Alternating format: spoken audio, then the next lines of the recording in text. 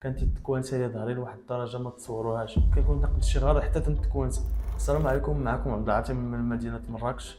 انا كنت نعاني بزاف من مرض عنق النساء والسياتيك. كانت تكوانسه لي ظهري لواحد الدرجه ما تصوروهاش، كنكون ناقص شي غلط حتى تنتكوانس. عرفتي بزاف ديال الحوايج كنت نانيلهم على قبل ظهري، وجربت بزاف ديال الاطباء، ما خليت الدوايات، ما خليت شحال من حاجه. حتى اخر طبيب قال لي خصك دير العمليه.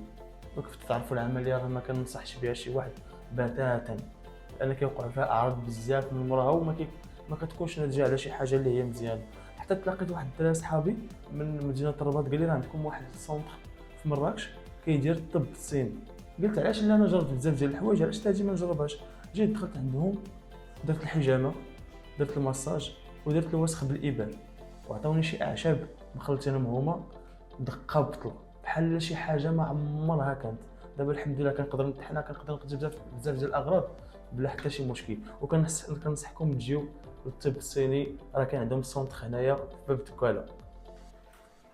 ثانك يو سير، ثانك يو فيري ماتش. شارع الأمير مولاي عبد الله، عرصة باطا، إقامة ميمون، محل رقم 28 بجانب حمام السلامة، مراكش جيليز. اتصل بينا دابا وخذ موعدك وخلي صحتك ترجع لطبيعتها بالطريقة الصينية.